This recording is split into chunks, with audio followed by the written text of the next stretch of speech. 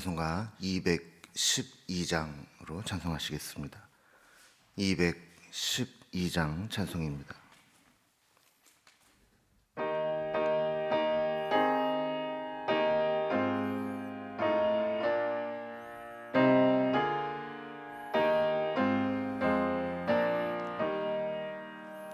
겸손히 주를 섬길 때 괴로운 일이 많으나 구주여 내게 힘주사 잘 감당하게 하소서. 인잣말을 가지고 사람을 감화시키며 갈 길을 잃은 무리를 잘 인도하게 하소서. 구주의 귀한 인내를 깨달아 알게 하시고 굳건한 믿음 주셔서 늘 승리하게 하소서. 장래의 영광 비추사 소망이 되게 하시며 구주와 함께 살면서 참 평강 얻게 하소서.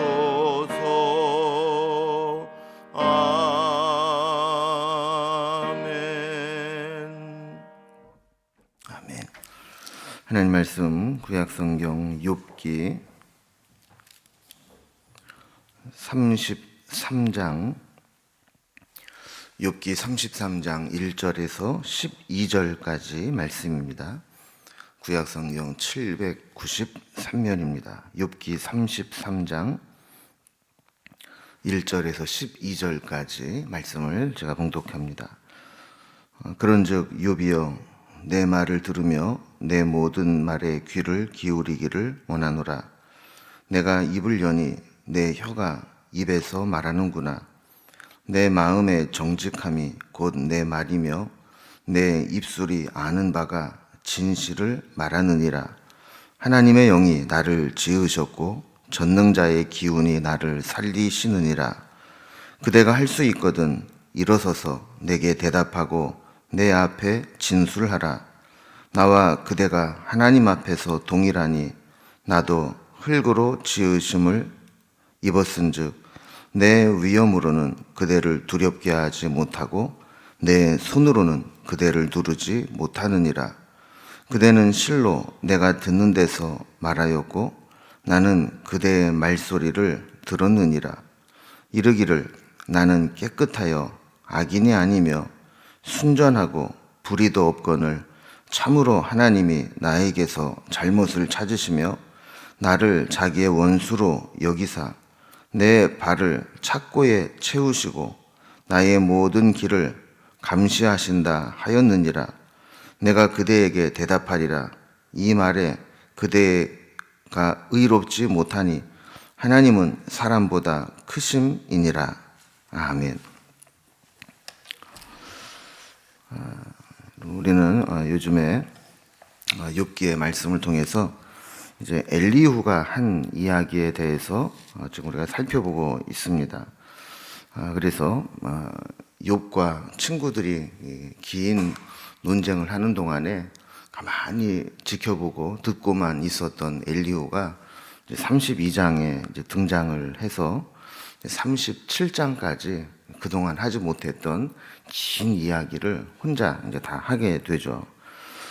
그래서 이 엘리후는 어제 이제 살펴본 32장에서 자기는 누구이고 또 지금까지 나이가 어리기 때문에 그냥 연장자들 형님들 하는 얘기 내가 그냥 듣고만 있었는데 듣다 보니까 내가 도저히 못 참겠다. 나도 좀 해야 될 얘기는 해야 되겠다라고 하면서 이제 이야기를 시작했습니다. 그러면서 이 나이와 지혜는 보니까 비례한 게 아니더라.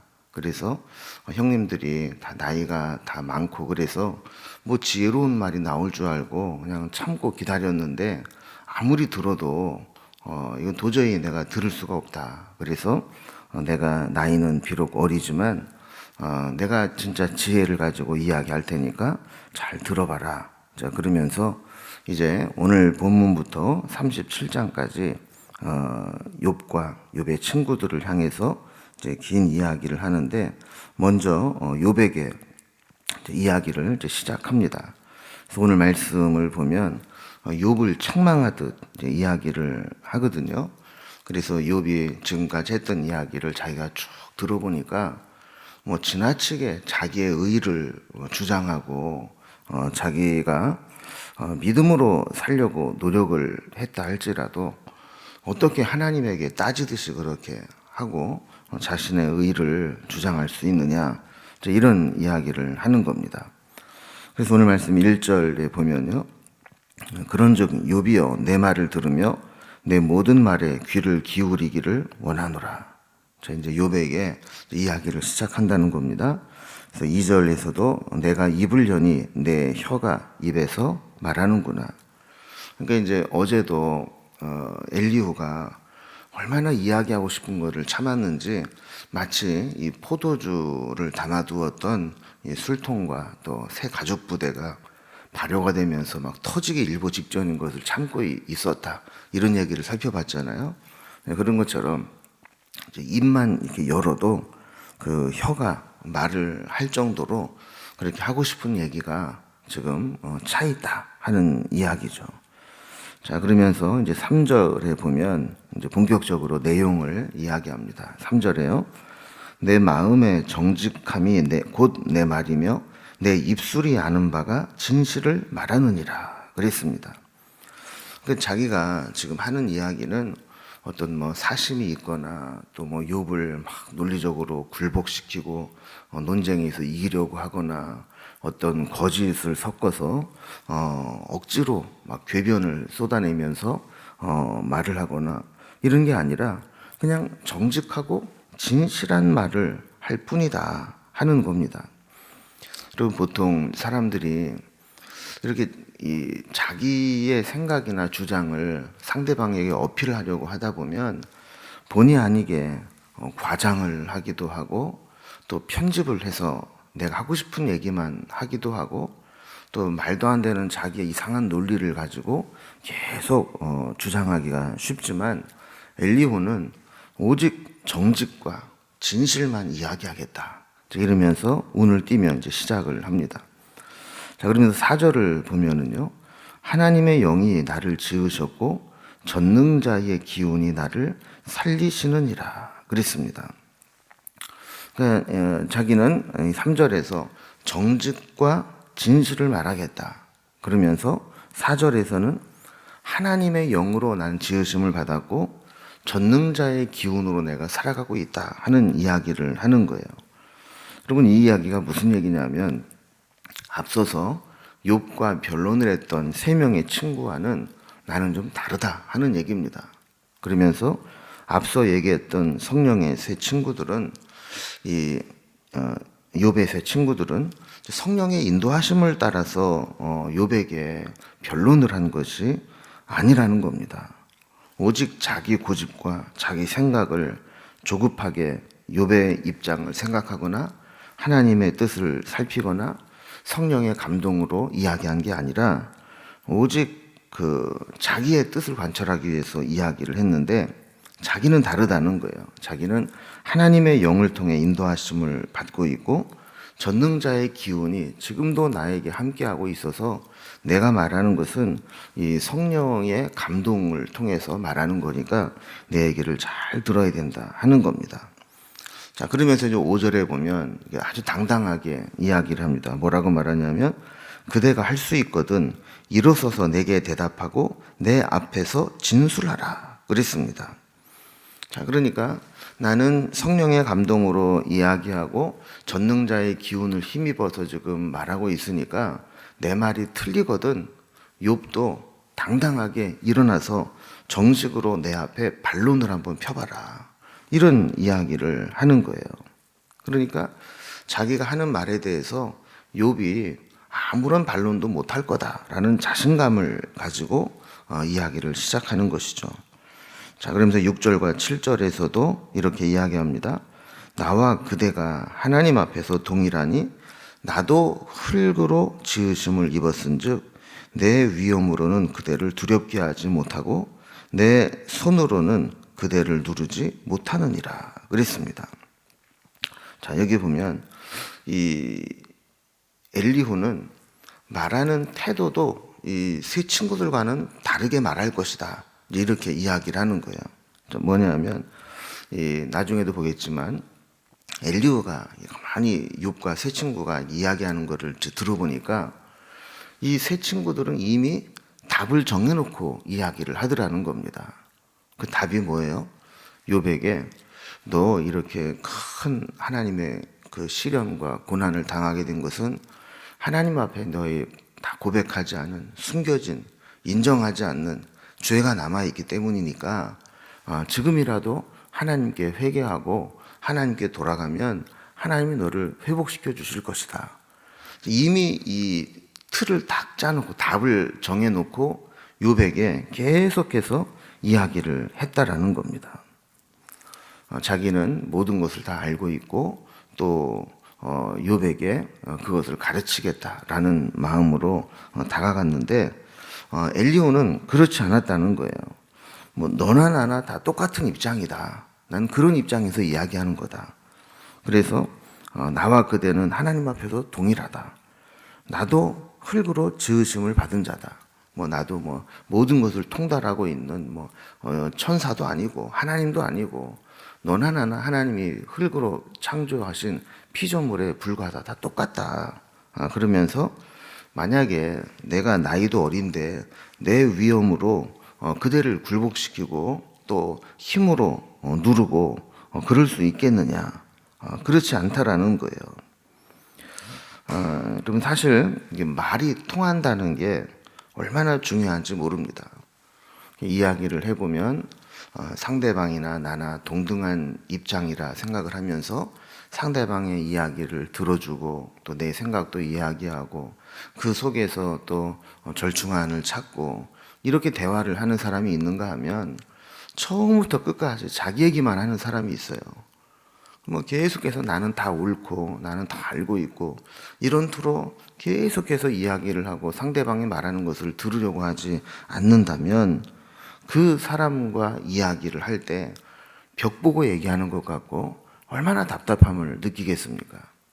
그러니까 이제 이 엘리후도 욥과 욥의 세 친구들이 서로 이야기를 할 때 뭐 서로 하나도 안 지려고 하고 자기 의견만 이야기하는 걸 들으면서 꽤 답답했던 것 같아요. 그러니까 나는 그런 사람이 아니다. 동등한 입장에서 내가 이야기를 할 테니까 잘 들어봐라. 그러는 겁니다. 자, 그러면서 8절에 보면요. 그대는 실로 내가 듣는 데서 말하였고 그대는 나의 말소리를 들었느니라 그랬어요. 자, 그러니까 아까도 말씀드린 것처럼 욥과 욥의 세 친구들이 3라운드에 걸쳐서 긴 논쟁을 벌일 때 엘리후가 한마디도 안 하고 있었지만 엘리후는 그 자리에서 욥이 하는 이야기를 다 들었다는 거예요. 충분히 다 들어서 욥이 무엇을 말하려고 하고 있는지 다 이해하고 있다라는 겁니다. 자, 그러면서 이제 9절부터 오늘 마지막 절까지 말씀을 이제 보면 이제 이 엘리후가 욥이 한 이야기를 들으면서 네가 한 말을 들었을 때 이해한 게 이런 거다라고 이야기를 하는 거예요. 자, 그러면서 9절에 보면요. 이르기를 나는 깨끗하여 악인이 아니며 순전하고 불의도 없거늘 그랬어요. 자, 여러분 여기 이르기를이라고 한 이야기는 지금 이제 욥이 친구들과 논쟁을 하면서 너 이런 말 했지? 이런 겁니다. 그러니까 욥이 했던 말 중에 일부분을 가져와서 내가 네 말을 들었는데 이러이런 건 잘못한 거야 라고 지적을 하기 위해서 이르기를, 네가 전에 말하기를 이러이러한 말 한 적이 있지? 그러면서 이야기를 하는 거죠. 자, 그러면서 나는 깨끗하여 악인이 아니며 순전하고 불의도 없다. 네가 그렇게 이야기를 했다라는 거예요. 여러분, 욥의 친구들이 욥에게 와서 네가 지금 고난당하고 있는 원인은 하나님 앞에 범죄했기 때문이다 라고 이제 몰아붙이니까 욥은 그게 고난과 범죄함은 항상 비례하는 게 아니다. 내가 보니까 그렇게 고난당할 만큼 내가 범죄한 게 아니다. 만약에 고난과 죄악이 비례한다면 나보다 더 큰 죄를 지은 사람은 더 많은 고난을 당해야 되는데 그렇지 않다라는 거예요. 그리고 만약에 고난과 범죄가 비례한다면 나는 이렇게 심한 고난을 받아서는 안 된다는 겁니다. 욥이 말하고자 하는 것은 바로 이런 거였어요. 자, 그런데 엘리후는 그 이야기만 딱 떼어서 말하는 것이 너 하나님 앞에서 깨끗하고 악인도 아니고 순전하고 불의도 없다 이렇게 이야기를 했는데 하나님 앞에서 어떻게 네가 그렇게 말할 수 있느냐 하는 이야기를 하는 거죠. 자, 10절과 11절도 욥이 했던 말을 따온 이야기입니다. 자, 욥이 이렇게 이야기를 했다라는 거예요. 참으로 하나님이 나에게서 잘못을 찾으시며 나를 자기의 원수로 여기사 내 발을 착고에 채우시고 나의 모든 길을 감시하신다 하였느니라 그랬어요. 자, 욥이 뭐라고 얘기했다는 거예요? 하나님이 자기에게서 잘못을 찾으시고 마치 자기를 원수 대하듯 그렇게 여기셔서 내 발을 착고에 채우시고 나의 모든 길을 감시하신다. 욥이 이렇게 이야기를 했다라는 겁니다. 여러분, 사실 이 말은 욥이 진짜 이렇게 말하려고 한 게 아니라 친구들이 계속해서 이 욥을 죄인으로 몰아붙이니까 자기도 이 고난을 이해할 수가 없다라는 거예요. 내가 당한 고난, 또 고난당하는 자신을 찾아와서 정죄하며 힘들게 하는 친구들, 이런 상황들을 바라보면서 내가 하소연할 분은 하나님밖에 없고 내 진심을 알아줄 분은 하나님밖에 없기 때문에 내가 하나님 앞에 이렇게 하소연하고 탄원할 수밖에 없다. 그래서 하나님, 내가 가만히 보니까 하나님이 나에게서 잘못을 찾으시려고 하는 것 같고 지금 하나님이 나에게 주시는 허락하신 이 고난과 시련은 마치 원수를 대하듯이 그렇게 대하는 것 같습니다. 나는 그렇게밖에 이해하기가 어렵습니다. 이렇게 하나님 앞에 하소연한 거죠. 그런데 엘리후가 보기에는 욥이 하나님에게 저렇게 말도 안 되는 소리를 하고 있네. 마치 하나님을 불의하게 죄도 없는 자를 향해서 저렇게 고난을 주시는 그런 원수처럼 여기시는 그런 분으로 지금 이야기하고 있네. 이렇게 지금 이야기를 하는 거예요. 근데 사실 욥이 진짜 하고 싶었던 이야기는 그렇게 하나님을 믿지 못하고 거역하고 하나님이 하신 뜻을 거부하는 그런 말이 아니라 욥은 끊임없이 자신의 고난을 하나님의 뜻 가운데서 해석하려고 했고 하나님의 뜻 가운데서 자신의 모습을 이해하려고 했던 겁니다. 그 욥에게 있어서 절대 변하지 않는 중심적인 신앙이 뭐냐면 그것은 하나님의 절대 주권이었어요. 내가 지금은 이해할 수 없지만 내가 당하고 있는 이 고난 하나님의 주권 가운데 있는 겁니다. 하나님의 손 안에 있는 겁니다. 그런데 내가 그것을 이해할 수가 없습니다. 그러니까 이 고난 당하는 중에 하나님의 뜻이 무엇인지를 깨닫게 주옵소서. 그렇지 못하다면 내가 당하는 이 고난은 마치 하나님이 나에게 이렇게 원수를 대하듯이 그렇게 무자비하게 고난을 주시는 것처럼 밖에는 내가 느낄 수가 없습니다. 이런 이야기죠. 그래서 오히려 욥은 자신의 고난의 원인을 이렇게 친구들이 이야기하는 것처럼 인과응보의 논리에서 찾으려고 하는 것이 아니라 하나님에게서 찾아야 된다. 이 모든 고난은 하나님과 연관이 되어 있다. 이 이야기를 하려고 하나님 앞에 하소연을 한 것인데 이 엘리후는 그 욥이 한 이야기만 듣고 그 말을 이렇게 잘라서 이야기를 했다라는 거예요. 여러분, 우리가 흔히 남의 이야기를 할 때, 특히 남이 누가 이러이러한 이야기를 했다라는 것을 전하게 될 때에는 이 머리 꼬리 다 떼내고 몸통만 잘라서 이야기하면 안 된다라는 이야기를 우리가 종종 합니다. 여러분, 왜 그래요? 이 머리 꼬리 다 떼내고 몸통만 이야기하면 이게 상당히 심각하게 왜곡된 의미로 전달될 수 있기 때문에 그렇다라는 거예요. 여러분, 어떤 말이든지 말한 사실도 중요하지만 왜 그 말이 나오게 되었는가 하는 맥락을 이해하는 것은 더 중요합니다. 어떤 배경에서 왜 그런 이야기를 했는지를 이해하지 못하고 말한 이야기만 딱 떼서 이야기를 하게 되면 심각한 왜곡이 일어날 수 있다라는 거예요. 그러니까 원래 말하고자 하는 의도는 그게 아니었는데 그 한마디만 딱 떼내서 얘기를 하면 이거는 엄청나게 심각한 말이 될 수 있거든요. 그래서 요즘에 뭐 이렇게 기자들이 그렇게 좋은 평가를 잘 받지 못하는 이유 중에 하나가 뭐냐면 흔히 말하는 뭐 악마의 편집 이런 얘기를 하잖아요. 그 인터뷰를 따요. 이야기를 충분히 들어요.